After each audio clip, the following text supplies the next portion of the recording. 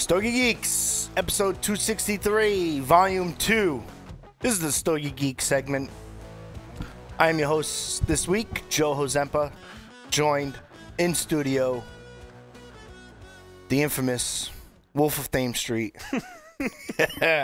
Danny D. Thought you forgot about that one. I did not forget about that one. That's a good story, man. Yeah, that's a good story. We might get to it. It depends, right? All right. This is a Stogie Geek segment. This is episode 263 of Stogie Geeks. If you're just tuning in, fascinating interview with Danny on the industry. So you can go back. You go to stogiegeeks.com or YouTube. You can subscribe, Facebook. It's all there. Check it out. Tell your friends about the show, and thank you for listening. You have been on Stogie Geeks episode and previous episodes with some different capacities. Sure. And to my recollection, you've never answered the famous Stogie Geeks 5 questions. I have not. Both times I've been on the show, we did a panel.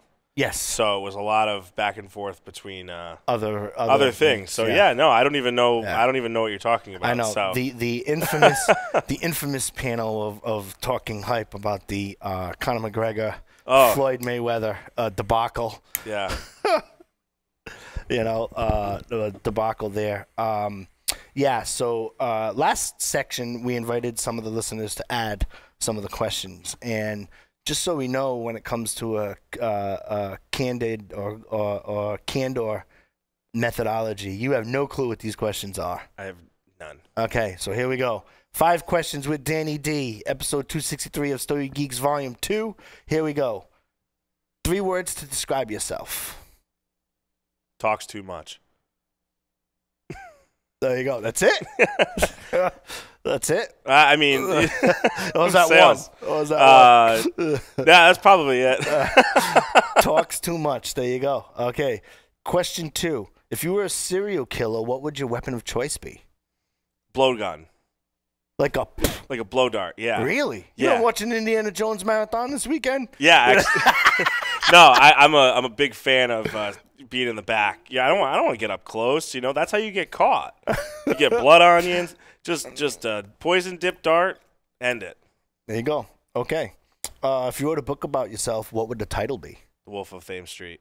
The Wolf of Thames Street. Oh, we're gonna have to talk about this now. All right, we're gonna have to talk about this. Okay. Choose 2 celebrities to be your parents, whether they be alive, dead, or fictional.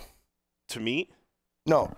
Choose 2 celebrities who you would want to be your parents. To be my parents? Yes. Let's see. So I guess let's go weird. Let's do Weird. Oh God, I don't even. That's a tough question. Do you want to go back to it? We can move back to it. I won't forget it.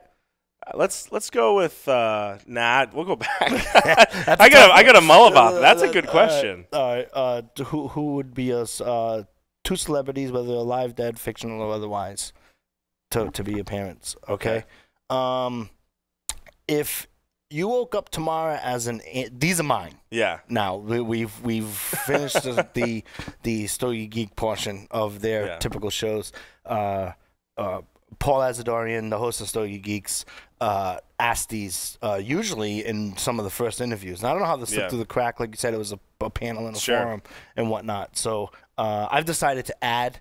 So I guess I have to say the views expressed in this opinion do not reflect Stogie Geeks' management and or its staff. These are coming from me. Yep. Okay. If you woke up tomorrow as an animal, what animal would you choose to be and why? I feel like any bird of prey. Okay. Get good views. Good views. Get to poop on people. Access to get away from a troubling situation and just flying down and attacking small animals, and they don't even know what happened. Yeah. And then, get to poop on people when you digest an animal. But birds of prey. Yeah. Like a falcon or a golden eagle. Pick up a goat off the side of a cliff and just push them off. Yeah. If I was a bird of prey, I would probably hang out at a car wash.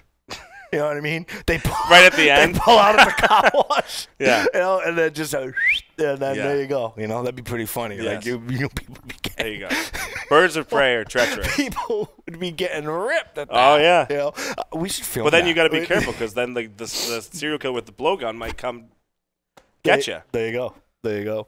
Um, if you could choose an imaginary friend, who would you choose and why? Well, if it was imaginary, it couldn't be a real thing. So if I had an imaginary friend, most of my friends are imaginary. So someone just to say, hey, dude, that's probably not a good idea. Maybe we do something else instead of currently what you're doing. But no, I'm not familiar with that question. I'm gonna pass. Really? Yeah, Wait. I don't know. If you could choose an imaginary friend, who would it be?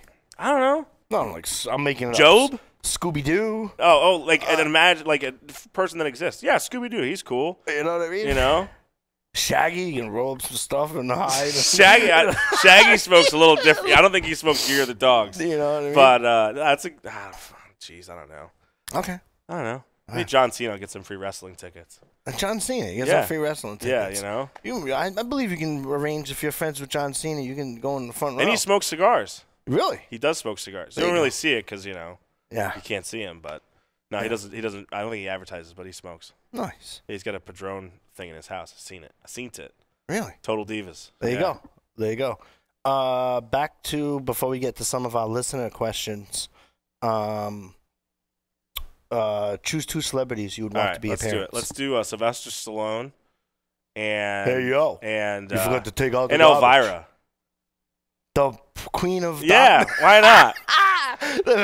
Be an interesting life. Yeah. Hey yo, you forgot to take out the garbage. Daniel, you forgot to take out the garbage with the. Hey yo, Dan. Hey Dan, you're supposed to do your chores. Smoke today. cigars. Doesn't matter. All right. Made great movies. Yeah.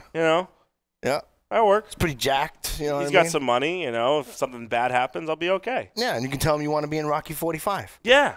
Creed 2. I'll be in Creed 2. It's coming out. That's awesome. That is awesome. We have a. Hold on, I'm refreshing my Stogie Geeks email here. The suspense is killing me. Oh yeah. Okay. I'm gonna tell you who this comes from after. Okay. Right. Where is the championship belt currently, and does John Fozzie have a shot at it this year? Wow, so that's an interesting question. So you're gonna have to explain the story to the listeners what that is, and then answer. So to give you some backstory, so when I first started with Christoph Cigars, we were out in Chicago at Glenn's house with his wife Terry and Jared, and we were talking like, oh, you know what? Because Jared did an excellent job. He sold a lot of cigars. So we made up a little competition, So I was like, if I sell more cigars than you in quarter 1 and quarter 2 at the trade show, I want a championship belt. like a real championship belt. You guys, I'm sure from the comments and from being on the show before, you guys can tell I'm a big MMA, WWE fan. So I wanted the belt. So, luckily and through some work, we attained that goal, and by the skin of my teeth, I beat Jared in quarter 1 and quarter 2. So I got this beautiful sales championship belt. Now, to where the belt is right now, I cannot tell you. The belt is property of Christoph Cigars. Oh, come on. So wait. Didn't you wear the belt at the trade show? That is, yes, I sure did. And there's that is not a Stogie Geek story. Oh, really? No. Wait a minute. I've seen pictures on social media. You can see me wearing the belt at the trade show. And we'll leave it at that for the trade show and the championship belt. But when I announced that I was leaving Christoph, we did it. It was kind of ironic. My first event back at Queensbury and my last event with Christoph was the McGregor-Mayweather fight. So we were on that week on the show, but I like to call it a debacle, as opposed to a fight. But anyway, but on Saturday, I came out with the championship belt in front of the customers there, and I officially rescinded the title and handed it over to John, and I made my announcement to quit Christoph, or leave Christoph rather, and go to Queensbury Cigar and Pipe. And so the whereabouts of the belt, you're going to have to ask Johnny Vegas, because I'm not sure where it is. But I'm sure it'll make appearance somewhere.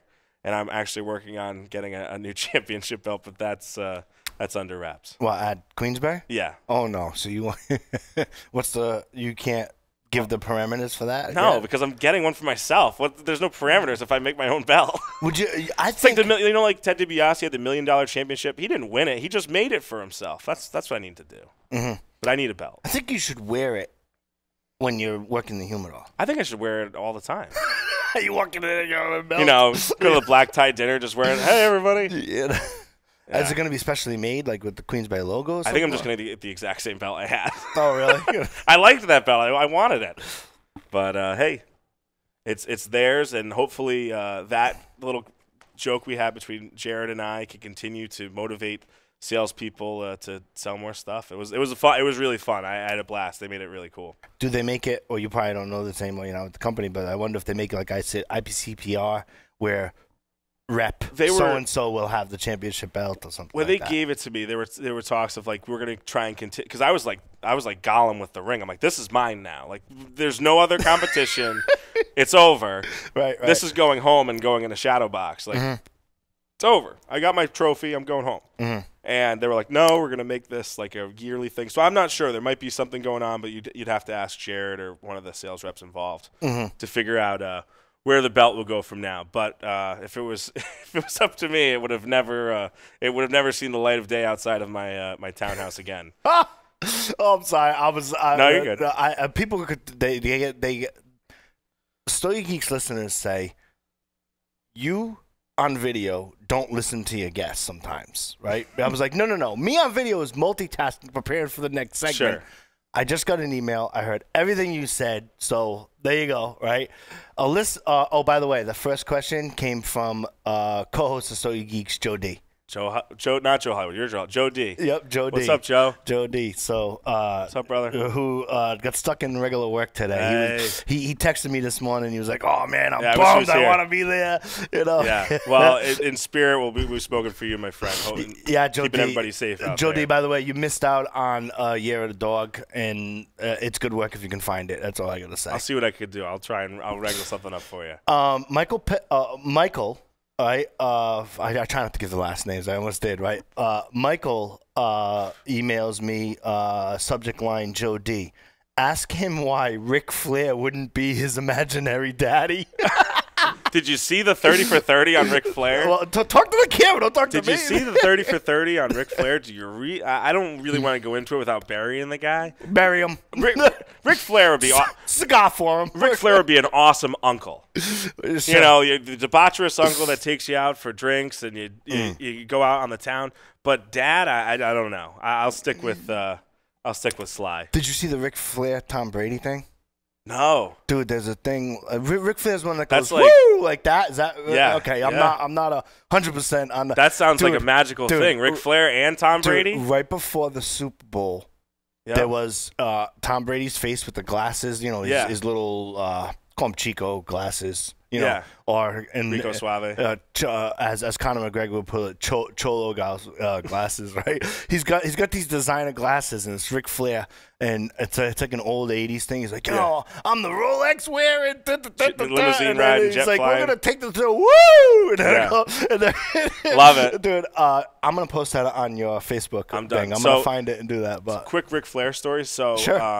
One of my I'm listening, by the way. I'm getting more questions. My uncle, one of his best friends is Billy Donovan, who's now the coach of the Oklahoma City Thunder NBA basketball team. But when he was the coach of the Florida Gators Division I basketball team before the national championship game, he had Ric Flair come and speak to the team. The coach did. And my uncle didn't. I don't think he realized who Ric Flair was because he was there, like in the locker room hanging out. And this dude just walks by in the robe and the whole thing. He's like, who the fuck is this? And it was Ric Flair. And it's like the kid, you know, a lot of the older guys in the room, like the coach and stuff, like, oh my God, they were losing it. And the players were like, who the fuck is that guy? It was Ric Flair. It's pay some respect, man. Yeah, right. But Ric Flair would be the debauch. He'd be the good uncle, not the dad. Yeah. Not the dad. There you go.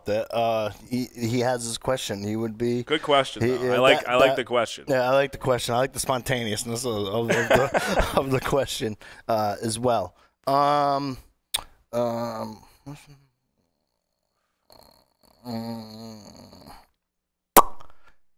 we might end with that question. It's like it seems like it's like whoa, somebody wants a gunsling with this question. Not towards you, towards the industry. Okay. I love gunslingers. I'm reading the other one. Events question. Events, no matter how small they are, may be introduced to people by the product and create buzz. This buzz can amount to something bigger if you don't take it. I'm sorry. So you're saying that this buzz can amount to something bigger if I'm reading it as is.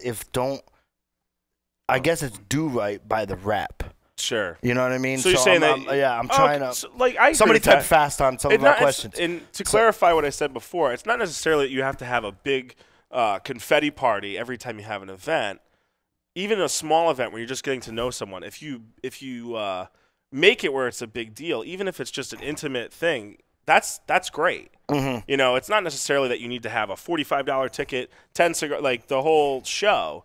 But if you're doing an event, make sure that your customers are aware that this is for you to understand this new product that we have. We just did it with MLB cigars with Mike Bellady. Mm-hmm. A small, intimate event. To get to know Mike and his product because it's brand new to our humidor. I mean, it was an awesome event. It's brand new to your region too. Yeah.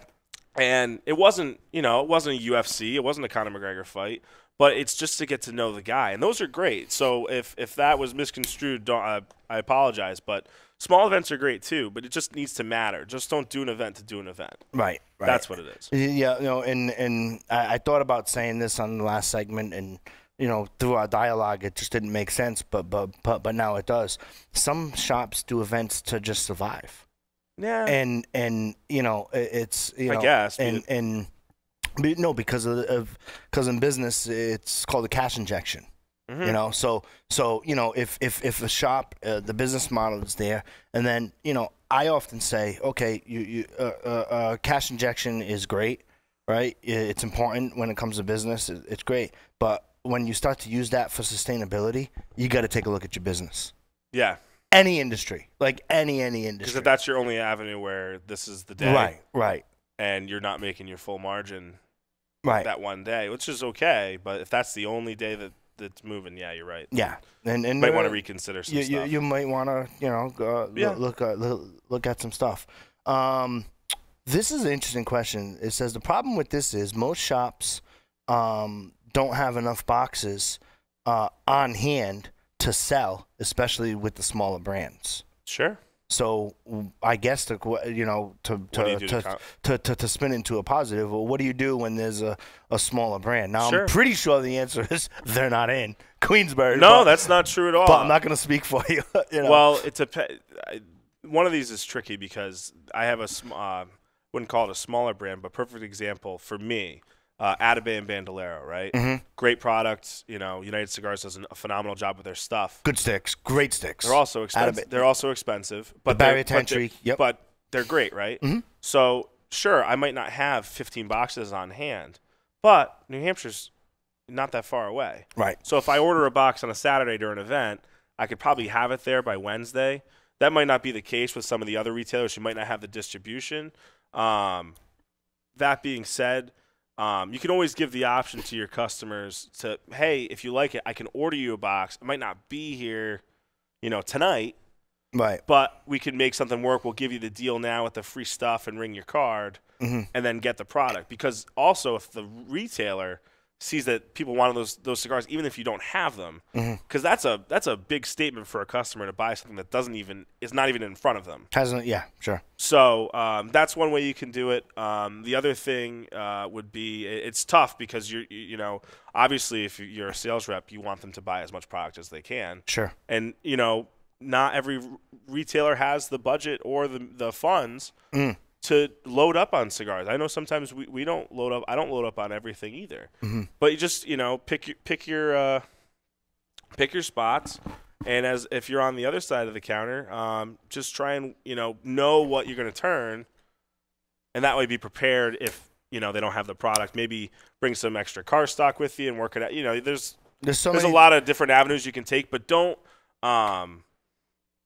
don't worry if they don't have it, because if the customer really wants it, they'll get their hands on it. Right. And if it's through the retailer will be happy with you by doing right by them and getting the sale. Right. And I also think, taking a step further from a business methodology, I see this all the time when you ask a cigar tender, employee, bartender, who manages the humidor, however you want to define that scope, and like, well, I don't know. Like, well, you ask them a question, like, well, I don't know. Well, here's the case. Worst answer. If you know you're going, that's the worst answer in any industry, right? But you know, if you're low on inventory, to rebut that question, sure, I understand. It's hard to sell, but if you provide phenomenal customer service and say, hey man, you know, here's what we can do, right? Today, I can give you this one cigar, right? Or, you know, or 2 cigars. I can order a box. It'll be here in 5 days shipped. Mm-hmm.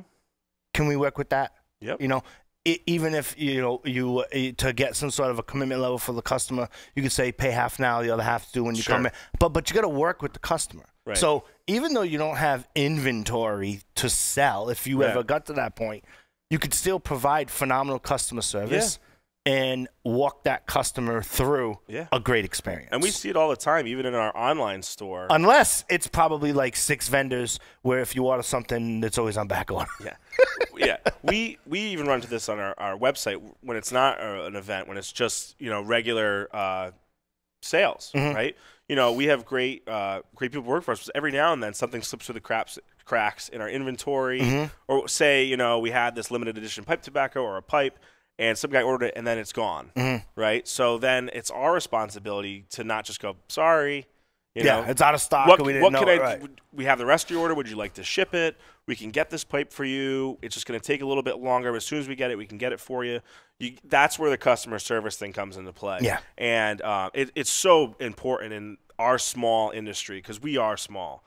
And just be prepared for when those things happen, because they will happen. Sure. That's the most important thing, is to be prepared for that. And, you know, sometimes it might be a limited edition thing where, like, we had a Davidoff event one time, and we sold out of, I think it was Year of the Roosters or some limited edition. And it was like, oh, can you get any more? I'm like, I can't, but the new one's coming out. You always want to have an avenue to go as a retailer. And your customer will appreciate, I hope, that you're doing right by them as much as you can, because sometimes it's out of your control. But if you can make the situation right, try to do it instead of just putting up your hands and walking away. I often define it as provide phenomenal customer service, because the customer is going to work with you. A customer will work with you in any industry. And at the end of the day, you can go home and know that you did the most that you could do for that consumer. And, you know, and you don't have to worry about what could I have done? Did I screw this up? You know, just if you go to the end of the earth for them, most likely they'll stay a customer, and that's the most important thing. I got one more question. All right. Up where you live, ask Dan where to go fish in the winter. Because I guess someone's familiar from the area, or they're having a hell of a time watching you in Queensbury. So now we're going public with this story, guys. Well done. I know where this came from. This is from Queensbury, New York. So, like we said earlier in the show, I am from Rhode Island. I grew up in Warwick, not too far from the ocean, which does not freeze in the wintertime. Okay? So it doesn't freeze. Oh, so you know who I'm talking about. Oh, I already know. Oh, that's even better. I'll be home in 6 hours. I'll be there. Don't worry. Stick around. All right, doesn't freeze here, right? Right. Correct me if I'm wrong. No, it does not freeze here. So the fish can freely move. Yep. No problems, you know, whatever. So I live right next to Lake George. I live like 2 blocks away from the lake. And the lake freezes, and I asked myself, I was talking to a customer who's big into nature and all things nature. I wasn't asking him. They take it as I asked, do the fish get out of the lake? I was like, where do the fish go? As in, do they go down where it's not frozen, or do they just die? Or do they freeze, not pick up their suitcase, and walk out of the lake and like snowbirds? Right. So a couple customers heard this, and it was a big riot. I'm sure it was funny. And so... You know the guy's name? Yeah, it was I won't give his last name. It begins with an A? Is that the last name? His first name is Mike. Okay, good. Because on the email it's something different. So Okay. All right, go ahead. So it was one of you guys. I know it was somebody. So this was like right when I first started up there too. So I got a piece of mail, and not a lot of mail was addressed to me because I wasn't manager at the time. I was just an employee. Oh boy. And it was like Dan Davison, and I thought it was like some type of ad or something. Yeah. I didn't think about it. And then I looked at it again. The front of it was a picture of Charlie Tuna from Starkiss Tuna? Yeah. Surfing. No, come on. And the bottom said, "Hey, Dan, hope all's well in Lake George. I'm down here in Southern California where the babes are hot and the waves are cool. Like, see you in the summer." It was like a postcard. Yeah, right, it was a postcard. So, I had my Jessica Simpson fish of the sea moment, chicken of the sea moment. Yeah. That's awesome. The questions are piling in, but we only got time for one more. I know the answer to this, but I'm gonna ask it. Okay. Does Dan have any itch to get back to repping down the road, or has he found a staple, or are you considering Put me on the hot seat, or are you considering doing anything else in the foremost future? For right now, and I would say for the long tenure, it's like asking the coach of the Patriots, "I'm gonna stay." This is like the LeBron James decision. Surprise everybody! Your boss, is she working today, Kathleen? Oh, she's watching this. She's like this in front of the screen right about now, right? What are you doing, motherfucker? No, my long-term plans going forward in the industry are to stay in Queensbury, New York. I love it there. I love working for Kathleen. If you've never met Kathleen, you owe yourself a trip to New York just to meet Kathleen. She's a wonderful woman to work for, but she's forgotten more about this industry than I know. But like I said, the customers up there and the people make it a great place to work. It could be just a cool building to work in, but without the people around me, it wouldn't be worth it. So, I have no intentions as of right now and probably for many years to go anywhere but Queensbury Cigar and Pipe. There you go. Yeah. There you go. Mic drop. These questions, they're piling in, right? I know. We got time. We got in 30 seconds. In 30 seconds, right? No. We could be here all night with this, right? Bring it. Ask Dan who he think who he. Ask Dan. This comes from Michael. Ask Dan who he'd mock out bigger, Zeno Davidoff or the Undertaker. Undertaker. Well, wait, hold on. Here's the question. So Undertaker is a real human being who's alive. Yep. If Zeno Davidoff walked in here as a dead person, that would I don't know if I'd mark out or be afraid. Yeah. But I saw the Undertaker like 2 weeks ago at the 25th anniversary of Raw, and I marked out pretty hard. It's the Undertaker, man. Yeah. Come on. Yeah. Next question. Yeah. They're just piling in. They're really hot takes. Yeah. Everybody. Wow. To my knowledge, to my tenure here, January 2nd, 2017. I've never expanded the 5 questions. I didn't think it would take this long. Hey. You know what I mean? So thank you very much for all of the Stogie Geeks listeners for participating in that. It was a fun exercise. We got a chance to learn more about Dan. If you live somewhere cold, don't take them fishing. That's one of the takeaways there. Deep sea is where I stay. And when we come back, we're going to do the Sticks of the Week. But also stay tuned because Dan has an announcement about a promotion, and you can save. We'll be right back.